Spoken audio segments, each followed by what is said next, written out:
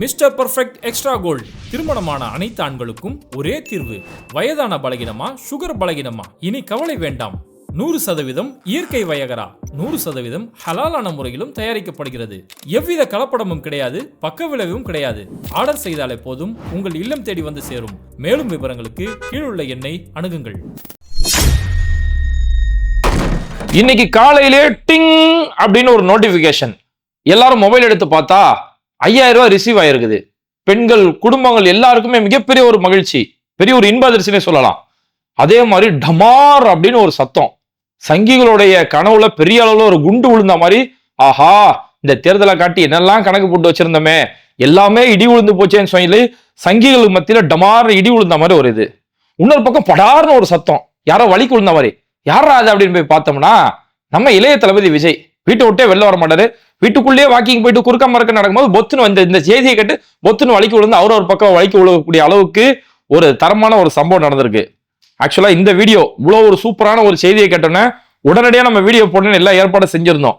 ஆனா நம்ம மக்காவில இருந்து துபாய் வரக்கூடிய ஒரு வேலை ஆயிப்போச்சு. அதனால இப்ப நம்ம துபாய் ரீச் ஆன உடனே ஹோட்டலுக்கு வந்தோடனே ஃபர்ஸ்ட் இந்த வீடியோ நம்ம தெரியப்படுத்துறோம். அவ்வளவு உண்மையில ஒவ்வொரு குடும்பங்களுமே இன்னைக்கு கொண்டாடக்கூடிய அளவுக்கு தமிழ்நாடு ஒரு மிகச்சிறந்த ஒரு ஆட்சி நடந்துட்டு இருக்குது, தமிழ்நாடு மக்களுக்கான ஒரு ஆட்சி நடந்துட்டு இருக்கு அப்படின்னு சொல்லக்கூடிய அளவுக்கு ஒரு அற்புதமான செயல் திட்டத்தை நோக்கி நகர்ந்துட்டு இருக்குது. ஏன்னா இங்க வரக்கூடிய தேர்தலை வச்சு சங்கிகள் மிகப்பெரிய அளவுல திட்டங்கள் போட்டு வச்சிருந்தாங்க. அதுல ஒரு கட்டமா தான் இங்க கொடுக்கக்கூடிய கலைஞர் மகளிர் உதவித்தொகை. இந்த மகளிர் உதவித்தொகையை தேர்தலை காரணமா வச்சு நிற்பாட்டுறதுக்காக மிகப்பெரிய சதிகள் இந்த இடத்துல நடந்தது. என்னன்னா இந்த மாதிரி நீதிமன்றத்துல போய் ஒரு வழக்கு ஒண்ணு தொடுத்துடலாம், வழக்கு தொடுத்துட்டு தேர்தல் நேரத்துல பெண்களுக்கு மாதம் 1000 ரூபாய் கொடுக்கறது அப்படிங்கிறது இது ஓட்டுக்கு பணம் கொடுக்குற மாதிரி. அதனால பெண்களுக்கு மாதம் கொடுக்கக்கூடிய அந்த மகளிர் உரிமை தொகை தேர்தலுக்காக நிறுத்தி வைக்கப்பட வேண்டும் அப்படின்னு சொல்லி இவங்க நீதிமன்றம் வரைக்கும் செல்ல இருந்ததா ஒரு நம்பகமான ஒரு செய்தி ஒண்ணு வந்தது. இது அரசியல் வட்டாரத்துல ரொம்ப சீக்கிரட்டா அந்த திட்டங்களை வகுத்துட்டு இருந்தாங்க. தேர்தல் நெருங்கக்கூடிய நேரத்துல உச்சநீதிமன்றம் வரைக்கும் போய் இந்த கேஸை போடலாம் அப்படிங்கிறதுக்கான எல்லா கட்ட ஏற்பாடையும் பாஜக இங்க செஞ்சு வச்சிருந்தாங்க. அப்ப இப்பேற்பட்ட ஒரு பிளான் நடக்கக்கூடிய நேரத்துலதான் தமிழ்நாடு முதலமைச்சர் மு க ஸ்டாலின் யாரு, ஸ்டாலின் இஸ் மோர் டேஞ்சரஸ் தென் கருணாநிதி அப்படின்னு எச் ராஜா சொன்னார்ல, அதை இன்னைக்கு சங்கிகள் பார்த்திருக்காங்க. ஏன்னா இன்னைக்கு காலையில் இந்த 5000 ரூபாய் பணம், ஒவ்வொரு பெண்களுக்கும் இந்த 5000 ரூபாய் பணம் போடக்கூடிய இந்த விஷயத்தை பொறுத்த வரைக்கும் நேத்து வரைக்கும், ஏன் இந்த மெசேஜ் ஒவ்வொருத்தருக்கும் வர வரைக்கும் கூட யாருக்குமே அது தெரியாது. திமுக இருக்கக்கூடிய மூத்த அமைச்சர்கள் கூட இந்த விஷயம் தெரியாது. அந்த அளவுக்கு டாப் சீக்ரெட்டா மெயின்டைன் பண்ணி யாருக்கிட்டுமே இந்த விஷயத்தை தெரியப்படுத்தாம இந்த பணம் மக்களுக்கு போய் விழுந்ததுக்கு அப்புறம் காலையில மக்களோட அக்கௌண்ட்ல வந்து 5000 ரூபாய் வந்து விழுந்துருச்சு அப்படின்னு அந்த நோட்டிபிகேஷன் வந்த பிறகு அக்கௌண்ட்ல பணம் கிரெடிட் ஆன பிறகுதான் முதலமைச்சர் வீடியோ போடுறாரு. உங்க ஒவ்வொருடைய அக்கௌண்ட்லயுமே 5000 ரூபாய் செலுத்தப்பட்டிருக்குது. பாஜக இது நிறுத்துறதுக்கான எல்லா சதித்திட்ட வேலைகளுமே செஞ்சாங்க. தேர்தலை காரணமா காட்டி இது நிறுத்துறதுக்கான சதி திட்டங்கள் செஞ்சாங்க. எப்படி கல்வியோட விஷயத்துல இங்க 2100 கோடி ரூபாய் நிதியை நிறுத்தி வச்சாங்களோ அந்த மாதிரி இந்த மகளிர் உரிமை தொகை தேர்ந்தது காரணமா காட்டி நிறுத்துறதுக்கான ஒரு ஏற்பாடு செஞ்சாங்க. இது மூலியமா அவங்க ஒரு பிரச்சாரத்துக்கு ஏற்பாடு செய்ய பார்த்தாங்க. இந்த மாதிரி மகளிர் உதவி தொகை நிறுத்திட்டாங்க அப்படி இப்படின்னு சொல்லி இதை வச்சு ஒரு பிளான் பண்ண பார்த்தாங்க. ஆனா அது எல்லாத்தையும் ஒட்டுமொத்தமா முறியடிக்கிற மாதிரி யாருக்கிட்டுமே சொல்லாம, யாரு திமுகவுடைய மூத்த அமைச்சர்கள் கூட தெரியாம அந்தக்கான முழு ஏற்பாடு செஞ்சு காலையில மக்களுடைய அக்கௌண்ட்ல இந்த பணம் போட்ட பிறகுதான் இதுக்கான அறிவிப்பே இன்னைக்கு வெளியிடுறாங்க. அதனால பாஜக நீ தடுக்க பார்த்தல, இந்த தேர்தல் வரைக்கும் 3 மாசம் இருக்குது, இன்னும் மார்ச், ஏப்ரல், மே, இந்த 3 மாசம் இருக்கா, 3 மாசத்துக்கான பணமும் போட்டாச்சு. அது இல்லாம கோடைக்கால பணமா இன்னொரு 2000 ரூபாய், ஒட்டு மொத்தத்துல 5000 ரூபாய். ஏன்னா கோடை காலத்தை பொறுத்த வரைக்கும் பொதுவாகவே மக்களுக்கு வெயில் அதிகமான ஒரு காலம், வருமானம் குறையக்கூடிய ஒரு காலம். பெரிய அளவு வெயில் அதிகமா இருக்கும், வியாபாரிகளோட வருமானம் குறையும், விடுமுறைக்காக வேற ஊருக்கு போயிருவாங்க. அப்ப இங்க சாமானிய மக்களோட வருமானத்துல குறைவு ஏற்படும். அப்ப அந்த மாசத்தோட சேர்த்து 2000 ரூபாய், மொத்தம் 5 மாசத்துக்கான பணம் 5000 ரூபாய் உங்களுடைய அக்கௌண்ட்ல செலுத்தப்பட்டுருச்சு அப்படின்னு சொல்லக்கூடிய இந்த செய்தி வந்த உடனே மிகப்பெரிய ஒரு அதிர்ச்சி, மக்களுக்கு பெரிய ஒரு அளவிலான ஒரு இன்ப அதிர்ச்சினே சொல்லலாம். ஏன்னா இங்க பாஜக எப்பேற்பட்ட திட்டமிட்டு இவங்க தடுக்க நினைச்சாலும் அதை எல்லாத்தையும் முறியடிக்கக்கூடிய அளவுக்கு ஒரு தரமான ஒரு சம்பவம் நடந்திருக்குது. இப்ப இந்த இடத்தை பொறுத்த வரைக்கும் பாஜக தான் மெல்லவும் முடியாம சொல்லவும் முடியாம தவிச்சிட்டு கிடக்குறாங்க. இப்போ வந்து அவங்களால சொல்ல முடியாதுல்ல, திமுக வந்து தேர்தலுக்காக தான், ஓட்டுக்கு பணம் கொடுக்கறதுக்காக தான் இப்படி செஞ்சுட்டாங்கன்னு சொல்லி பாஜகவால செய்ய முடியாது. ஏன் அப்படின்னா இங்க ஒண்ணு தேர்தல் தேதி அறிவிக்கல. தேர்தல் தேதி அறிவிச்சதுக்கு பிறகு அக்கௌண்ட்ல பணம் போட்டிருந்தா இது ஓட்டுக்காக செய்யறதா சொல்லியிருக்கலாம். ஆனா இன்னும் எப்போ தேர்தல், ஏப்ரலா, மேவா, எப்பவுமே இது வரைக்கும் இன்னும் தேர்தல் ஆணைய தரப்புன்னு சொல்லல. அப்ப சொல்லாததுக்கு முன்னாடியே பணம் போட்டதால இது தேர்தலுக்காக செய்யப்படல, இன்னும் தேர்தலுக்கு நாட்கள் இருக்கு, அப்ப இதுக்கு முன்னாடி பண்ண இது தேர்தலுக்காக செய்யப்படல அப்படின்ற பாயிண்ட் ஒண்ணு. இன்னொன்னு, பீகார்ல தேர்தல் நடக்கக்கூடிய காலகட்டத்துல, பீகார்ல தேர்தல் நடக்கும்போது தேர்தல் தேதி அறிவிக்கப்பட்ட பிறகு மக்களுடைய அக்கௌண்ட்ல 10,000 ரூபாய் போடுறாங்க. அது வரைக்கும் அங்க மகளிர் உரிமை தொகைன்னு ஒரு திட்டமே அங்க கிடையாது. ஆனா தேர்தல் தேதி அறிவிக்கப்பட்ட பிறகு நிதிஷ்குமார் திடீர் திப்புன்னு அங்க மகளிர் உரிமை தொகைன்னு ஒரு திட்டத்தை கொண்டு வந்து ஒவ்வொருத்தரோட அக்கௌண்ட்ல 10,000 ரூபாய் போட்டு, அந்த 10,000 ரூபாய் தான் நிதிஷ்குமார் ஜெயிக்கிறதுக்கான முக்கிய காரணி அந்த இடத்துல இருந்தது.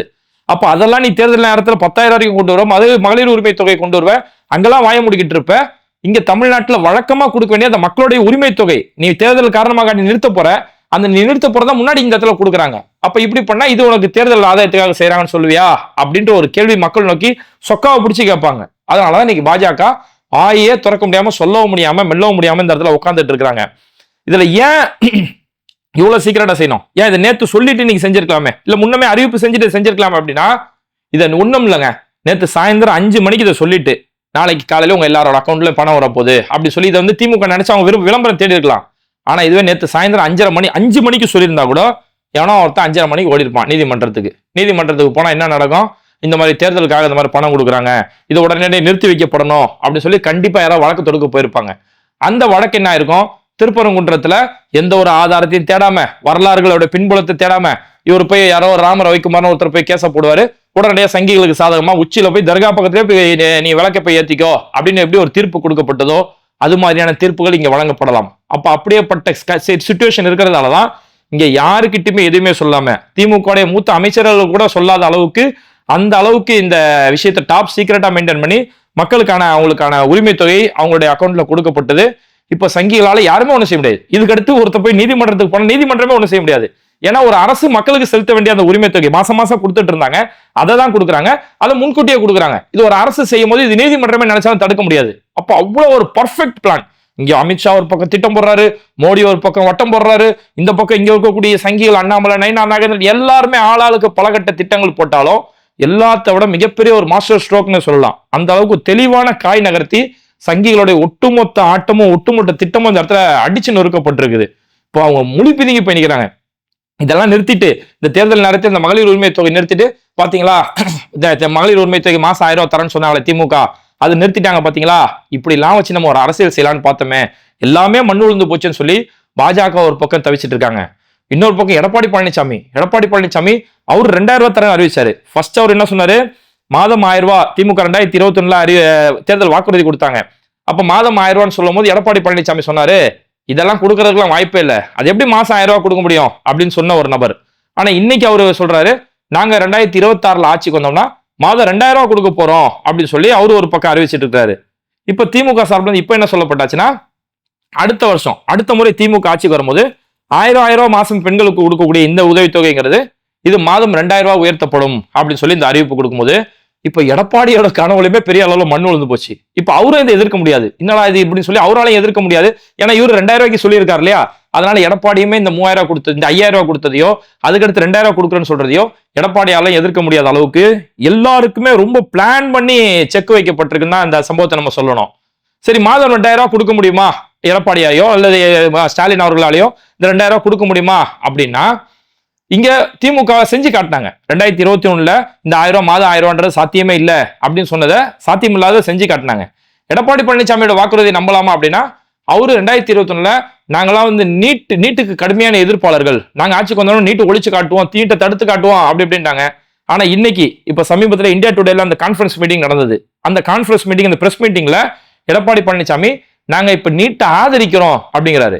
ஏன்னா அங்க முழுக்க பாஜகவுடைய ஒரு பினாமி கட்சியா தான் இன்னைக்கு அதிமுக செயல்படுறதால இன்னைக்கு நீட் ஆதரவுன்ற போக்குக்கு போயிட்டாங்க. 2021 நீட் எதிர்ப்பு, இன்னைக்கு நீட் ஆதரவுன்ற போகும்போது இந்த 2000 ரூபாய் சொல்லிட்டு நாளைக்கு செய்யாம விட்டாலும் அதிமுக ஒன்னும் பெரிய விஷயம் இல்லை, அது அவங்க வழக்கமா செய்யக்கூடிய ஒரு விஷயம் தானே. அப்ப இப்படி எல்லாம் எல்லா பக்கமும் ஒரு தமிழ்நாட்டுக்கு எதிரான இந்த சதி திட்டங்கள் நடக்கிற நேரத்துல அதையும் முறியடித்து பாஜகவுடைய அந்த திட்டம், பாஜக தேர்தலுக்காக போட்டிருந்த அந்த திட்டம் அதுவும் முறியடிக்கப்பட்டு இன்னைக்கு திமுக மிகப்பெரிய ஒரு அற்புதமான ஒரு காரியத்தை செஞ்சிருக்கிறதால ஒவ்வொரு குடும்பங்கள்ல இருக்கக்கூடிய பெண்கள், அந்த குடும்பத்தை சார்ந்தவர்கள் எல்லாருமே இன்னைக்கு திமுகவை மிகப்பெரிய அளவுக்கு பாராட்டி எங்களுடைய வாக்கு திமுகவுக்கு தான் அப்படின்ற ஒரு நிலைப்பாடு எடுத்திருக்காங்க. ஏன்னா பர்ஃபெக்டா சொன்னதை செய்யறாங்க. மக்களுக்கு எங்கெல்லாம் பிரச்சனை வருதோ அந்த களத்துல போய் நிக்கிறாங்க. இதெல்லாம் செய்யறதால திமுக தான் இந்த மாநிலத்துக்கான சரியான ஆட்சி செஞ்சுட்டு இருக்காங்க அப்படிங்கிற ஒரு மக்களுக்கு மிகப்பெரிய ஒரு புரிதல் ஏற்பட்டிருக்கிறதால இன்னைக்கு தேதிக்கு அரசியல் வட்டாரத்துல சொல்லப்படுறது என்னன்னா, வரக்கூடிய 2026 தேர்தலில் திமுக 200 தொகுதிகளை வெல்றதுக்கான வாய்ப்புகள் இருக்கு. அந்த அளவுக்கு மக்கள் கிட்ட மிகப்பெரிய அளவு ஒரு நன்மதிப்பு ஏற்பட்டிருக்கு. அங்க அதிமுக பாஜக கூட்டணி இருந்தாலும் அவங்களுக்குள்ளே ஒரு முறையான ஒற்றுமையோ ஒரு முழுமையான திருப்தியோ அவங்கள்ட்ட கிடையாது. அப்ப எதிரில் யாருமே சரியான அளவுல இல்ல. அப்ப திமுக சொன்னதை செஞ்சாங்க. இங்க தமிழ்நாட்டுக்கு தேவையான எல்லாமே செஞ்சதால அவங்க 200 தொகுதிகள் வெல்றதுக்கான எல்லா வாய்ப்புகளும் இருக்குன்னு சொல்லி இங்க எதிர்பார்க்கப்படுது. சரி, இதுல சம்மந்தமே இல்லாம குறுக்காம இருக்க ஒருத்தர் இளைய தளபதி ஒருத்தர் ஓடிட்டு இருப்பாரு, அவரு என்ன பண்றாரு அப்படின்னு பார்த்தோம்னா, இல்ல அவரையாச்சும் மக்கள் தேர்ந்தெடுப்பாங்களா அப்படின்னா, இந்த விஜய் தனக்கு ஒரு பிரச்சனை வரும்போது நிக்க மாட்டாரு, தன்னை நம்பி வந்த மக்களுக்கு பிரச்சனை வந்தாலும் நிக்க மாட்டாரு. இன்னைக்கு சேலத்துல நடந்த கூட்டத்துல ஒருத்தர் வெயில்ல நின்று மயக்கடிச்சு விழுந்து போயிட்டாரு. இவருக்கு ஏசி கேரவன்ல வரது என்ன, அந்த இடத்துல நின்று மேடையில் நின்று அப்படி ஸ்டைலா பேசுறது என்ன, பேசும்போது பாதியில மறந்து போயிடுவாரு, மறந்து போயிட்டு அதுக்கடுத்து பேஜ் எந்த பேஜ் 3ஆம் நம்பர் பேஜா 4ஆம் நம்பர் பேஜை திருப்புறது என்ன, எல்லாமே செய்ய தெரியுமே தவிர தனக்குன்னே ஒரு பிரச்சனை வந்தாலும் பாஜகன்ற வாய் திறக்க மாட்டாரு. இன்னைக்கு சேலத்துல நடந்த அந்த பேச்சிலுமே விஜய் பாஜக அந்த வார்த்தையை விஜய் வாயில இருந்து வரக்கானாம். தன்னோட படத்து முடக்கப்படுது, சென்சார் போர்டை வச்சு பாஜக எப்பேற்பட்ட அராஜகம் செய்து அதையுமே விஜய் வாய் திறந்து பேச மாட்டாரு. ஆனா இது எல்லாத்தையும் பேசாத விஜய் இன்னைக்கு காலையில ட்விட்டர் பேஜ்ல போடுறாரு, இந்த மாதிரி 5000 ரூபாய் உதவித்தொகை செய்யறது திமுக இந்த மாதிரி மக்களை ஏமாத்த பாக்குது, பணம் கொடுத்து மக்களை வாங்க பாக்குறாங்க. இதெல்லாம் இவங்க எதுக்குன்னா விசில் சத்தத்தை கேட்டு அவங்களுக்கு பயம் வந்துருச்சு. இவர் வந்துட்டாராம், விசில் சத்தத்தை கேட்டு பயம் வந்துருச்சு. நாங்க தான் திமுகவுக்கு எதிராக வந்திருக்கிறோம், பெரிய ஒரு சக்தியா இருந்திருக்கோம், திமுக உணர்ந்து விட்டது, எங்களுக்கு பயந்துதான் 5000 ரூபாய் கொடுத்துருச்சு சொல்லி. நீ எல்லாம் களத்திலேயே கிடையாது, நீ எல்லாம் மேட்ச்லயே கிடையாது, நீ வீட்டை விட்டு முதல் வெளில வா, அப்புறம் தான் உனக்கெல்லாம் களத்துல நீ நிக்கிற ஆளு அப்படின்னு சொல்லக்கூடிய அளவுக்கு தான் இன்னைக்கு விஜயோட கதி போயிருக்குது. ஆனா விஜயோட அரசியல கொஞ்சம் நுட்பமா நல்லா நோட் பண்ணி பாருங்க. இன்னைக்கு 5000 ரூபாய் மக்களுக்கு மாசம் கொடுத்திருந்த அந்த பணத்தை நிறுத்தி வைக்கிறதுக்கான சூழ்ச்சி செய்யப்பட்டது. அது தடுத்து நிறுத்துறதுக்காக தான் இங்க 5000 ரூபாய் கொடுக்கப்பட்டது. ஆனா இதை எதிர்க்கக்கூடிய விஜய் பீகார் தேர்தலில் 10,000 ரூபாய் கொடுக்கப்பட்டுச்சு. அதுக்கு முன்னாடி அவங்க கொடுத்து பழக்கமே கிடையாது, பெண்களுக்கான மகளிர் உரிமை தொகை கொடுத்ததே கிடையாது. அங்க திடுதுப்புன 10,000 ரூபாய் கொடுக்கறது ஓட்டுக்கு பணம் கொடுக்கறதுக்கு சமம். அந்த 10,000 ரூபாய் கொடுக்கும்போது விஜய் வாயை திறக்கல. சமீபத்துல பட்ஜெட் தாக்கல் செய்யப்பட்டது, நாடாளுமன்றத்தில் பட்ஜெட் தாக்கல் செய்யப்பட்டது. அந்த பட்ஜெட்ல எந்த ஒரு சுவாரஸ்யமான எந்த ஒரு விஷயமும் இல்ல, நாட்டுக்கு தேவையான எந்த ஒரு விஷயம் இல்ல, தமிழ்நாட்டுக்கு தேவையானது சுத்தமா இல்ல, தமிழ்நாட்டுக்கு தேவையான எந்த ஒரு நலத்திட்டங்களும் அதுல கிடையாது. வழக்கமா தமிழ்நாடு வஞ்சிக்கப்படுற மாதிரி இது ரொம்ப மோசமாவே இருந்தது. அந்த பட்ஜெட்டுக்கு எதிராக ஒரு கருத்து, ஒரு ட்விட்டர்ல ஒரு போஸ்ட் எதுவுமே விஜய் தரப்புல இருந்து வரல. தன்னோட ஜனநாயகன் படம் முடக்கப்படும் போது அதை எதிர்த்தும் அவர் வாய் திறந்து பேசல. இப்படி தன்னோட பிரச்சனைக்கே நீ வாய் திறந்து பேச மாட்ட, நீ எப்படி மக்களுக்கு ஒரு பிரச்சனைனா வந்து நிப்ப அப்படின்னு தான் இன்னைக்கு எல்லாருமே கேட்டுட்டு இருக்காங்க. அதுக்கடுத்து விஜய் அந்த அறிக்கையில உடனே சொல்றாரு, அது என்ன 3000 ரூபாய் கொடுத்தீங்க, கோடைக்கால நிதினு ஒரு 2000 ரூபாய், மொத்தமா 5000 ரூபாய் கொடுக்குறீங்களே, அது என்ன கோடைக்கால நிதி, கோடைக்காலம் இந்த வருஷம் மட்டும் தான் கோடைக்காலம் வருதா, இதுக்கு முன்னால கோடைக்காலம் வந்தது இல்லையா அப்படின்னு சொல்லி விஜய் ஒண்ணு கேட்கிறாரு. இல்ல விஜய் பார்த்து நம்ம என்ன கேட்கிறோம், விஜய் நல்ல படிச்ச மாணவர்களுக்கு, நிறைய மார்க் எடுத்த மாணவர்களுக்கு, எல்லா மாணவர்களுக்கும் செய்ய மாட்டாரு, நல்ல மார்க் எடுத்தான்ல அவனுக்கு மட்டும் தான் செய்வாரு. அந்த நல்ல மார்க் எடுத்த மாணவர்களுக்கு அவர் ஏதாவது நலத்திட்டங்கள் கொடுப்பாரு, அந்த மாணவர்களுக்கு ஏதாவது நிதி உதவி தொகை ஏதோ ஒண்ணு கொடுப்பாரு விஜய். அப்படி கொடுக்குறாருல, அது இப்போ இந்த கடந்த 2 வருஷமா தான் விஜய் கொடுத்துட்டு இருக்கிறாரு, இதுக்கு முன்னாடி கொடுக்கல. அப்போ நல்லா படிக்கிற மாணவர்கள்ன்ற தமிழ்நாட்டுல இந்த 2 வருஷமா தான் இருக்கிறாங்களா? ஏன் மத்த நாள்ல உன் கையில பணம் இல்லையா, உன்கிட்ட ஜிபேல காசு இல்லாம இருந்துச்சா? அப்போ உனக்கு அரசியல் ஆதாயத்துக்காக நீ செய்யறத இங்க ஒரு அரசின் மேல பழி போடுறதுக்காக எப்பேற்பட்ட வேலைகள் செய்யறாரு. கூடுதலால இன்னொன்னு சொல்றாரு, அது என்ன மாசம் 15ஆம் தேதி தான் பெண்களுக்கு மகளிர் உரிமை தொகையில அக்கௌண்ட்ல போடுவீங்க, இந்த முறை என்ன 13ஆம் தேதியே போட்டீங்க அப்படிங்கிறாரு. அதாவது பாஜக இங்க ஒரு திட்டம் போடுறதுக்கு ஒரு சூழ்ச்சி பண்றதுக்கு வச்சிருந்தாங்க, அதுக்குள்ள நீங்க 13ஆம் தேதியை கொடுத்து முடிச்சு நீ 5ஆம் தேதி வைக்க மாட்டா, நாங்களும் கோர்ட்டுக்கு போயிருப்போம் எங்க ஆளு அப்படின்னு கேட்கற மாதிரி இருக்கு இந்த கதை. இது மேட்ரு என்ன அப்படின்னா, ஆனா இந்த முறை 15ஆம் தேதி ஞாயிற்றுக்கிழமை வருது. பொதுவாகவே அரசுடைய ஒரு விதி ஒண்ணு வச்சிருக்காங்க. இப்போ மகளிர் உரிமை தொகை மாசம் 15ஆம் தேதி போடுறாங்கன்னு வைங்களேன், இந்த 15ஆம் தேதி சனிக்கிழமை வருதுன்னு வச்சுக்கோங்களேன், அப்ப அந்த மகளிர் உரிமை தொகையை 14ஆம் தேதி வெள்ளிக்கிழமையே போட்டுருவாங்க. அதுவே அந்த 15ஆம் தேதி ஞாயிற்றுக்கிழமை வருது அப்படின்னா அந்த மகளிர் உரிமை தொகையை 13ஆம் தேதியே வெள்ளிக்கிழமை 13ஆம் தேதியே வர வச்சிருவாங்க. இப்போ ஊழியர்கள், அரசு ஊழியர்களுக்கான சம்பள பணம் இருக்கு இல்லையா, சம்பள பணத்தை மாசம் 31ஆம் தேதி சம்பள பணத்தை போடுறது வழக்கம். இந்த சம்பள பணத்தை 31ஆம் தேதி போடுறாங்கன்னா அந்த 31ஆம் தேதி சனிக்கிழமை வந்துச்சு அப்படின்னா அதை 30ஆம் தேதியே வரவுல வச்சிருவாங்க, 30ஆம் தேதியே சம்பளத்தை கொடுத்துருவாங்க. அந்த 31ஆம் தேதி ஞாயிற்றுக்கிழமையா இருந்துச்சு அப்படின்னா அது 29ஆம் தேதியே சம்பளத்தை அவங்க வர வச்சிருவாங்க, 29ஆம் தேதி சம்பளம் கொடுத்துருவாங்க.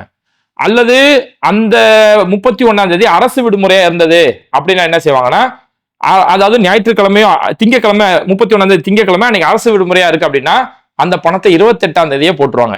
இதுதான் அரசுல இருக்கக்கூடிய ஒரு அதிமுக ஆட்சி செஞ்சாலும் சரி, திமுக ஆட்சி செஞ்சாலும் சரி, இதுதான் ஒரு அரசுடைய ஒரு எந்திரம். இந்த சிஸ்டத்துல எப்பவுமே ரன் பண்ணுவாங்க. அந்த மாதிரி இந்த 15ஆம் தேதி ஞாயிற்றுக்கிழமை வரப்போகுது. ஞாயிற்றுக்கிழமை வந்தா இப்பெல்லாம் ஞாயிற்றுக்கிழமை 15ஆம் தேதி வருதோ அப்பெல்லாம் 13ஆம் தேதி வெள்ளிக்கிழமை பணம் போடுறதா வழக்கம். இதுதான் இயல்பு. உனக்கு எதுவுமே தெரியாது, ஏன்னா நீ வீட்டை விட்டு வெளில வரது கிடையாது, வீட்டை விட்டு கொஞ்சம் கூட வீட்டை விட்டு வெளில வரது கிடையாது, வீட்டுக்குள்ளேயே சுத்துறது, வீட்டுக்குள்ளேயே போறது, ஆள் இல்லாத கடையில டீ ஆத்திட்டு உட்கார்ந்து இருக்கிறதால இவருக்கு கலை யதார்த்தம் எதுவுமே தெரியாது. கலை யதார்த்தம் தெரியாததாலதான் இன்னைக்கு ஐயோ எங்க ஆள்லாம் கோர்ட்டுக்கு போலான்றதானே, அதுக்குள்ள 11ஆம் தேதி போட்டு விட்டாங்களே அப்படிங்கிற மாதிரி அழுது புலம்பிட்டு இருக்காரு. இப்படி எல்லா தரப்புலையுமே அழுது புலம்பக்கூடிய அளவுக்கு தான் ஒரு தரமான சம்பவம் இன்னைக்கு தமிழ்நாட்டில் நடந்திருக்குது. மக்கள் எல்லாருமே உண்மையாலே மிகப்பெரிய ஒரு ஆனந்தம், மக்கள் எல்லாருமே ஒரு மிகப்பெரிய மகிழ்ச்சியோட இங்க பாஜக அரசு இங்க தமிழ்நாட்டுக்கு எதிராக எப்பேற்பட்ட சூழ்ச்சி செஞ்சாலும் அது தமிழ்நாட்டில் தடுத்து நிறுத்தப்படும் அப்படிங்கிறதுக்கான மீண்டும் ஒரு உதாரணம் இன்னைக்கு நடந்திருக்கு. இது மாதிரி வீடியோக்களை தொடர்ந்து பார்க்கறதுக்கு மறக்காம பேட்டை டிவியை சப்ஸ்கிரைப் பண்ணிட்டு இந்த வீடியோக்களை உங்க நண்பர்களுக்கு அதிகமாக ஷேர் செய்யுங்க. இணைந்திருப்போம். இறைவனோட உதவியால நம்ம பேட்டை டிவி ஹஜ் உம்ரா சர்வீஸோடைய ஜனவரி பிப்ரவரியோட குரூப்புக்கான புக்கிங் ஃபுல் ஆயிருச்சு. நம்ம கூட வந்த ஹாஜிகள் ரொம்பவே மனநிறைவோட அவங்களுடைய உம்ராவுடைய கடமையை நிறைவேற்றினாங்க. அடுத்து மார்ச் உம்ராவுக்கான புக்கிங் ஆரம்பமாயிருக்கு. மார்ச் மாசத்தை பொறுத்த வரைக்கும் ரமலான் முடிஞ்சு ஷவ்வாலுடைய மாசம் அப்படிங்கறதால பொதுவாவே ஹரம் கூட்டம் குறைவா இருக்கக்கூடிய ஒரு காலகட்டம். இதனால மக்கா மதினா 2 இடங்கள்லயுமே ஹரமுக்கு ரொம்ப பக்கத்திலே ரூம் ஏற்பாடு செஞ்சிருக்கிறோம். தரமான தமிழ்நாடு உணவு, ஒவ்வொரு வேளையும் சைவம் அசைவம் இப்படி 2 வகையான பஃபே உணவுக்கான ஏற்பாடு செய்யப்பட்டிருக்குது. 50க்கும் மேற்பட்ட வரலாற்று இடங்களை உங்க கூடவே இருந்து நானும் அனுபவமிக்க ஆலிம்களும் வழிகாட்டுறதுக்கான எல்லா ஏற்பாடுகளும் செஞ்சிருக்கிறோம். மிக குறைந்த விலையில தரமான சேவையோட உங்களுடைய உம்ரா கடமையை நிறைவேற்றுறதுக்கு ஸ்கிரீன்ல தெரியக்கூடிய நம்பரை உடனே கான்டாக்ட் பண்ணுங்க.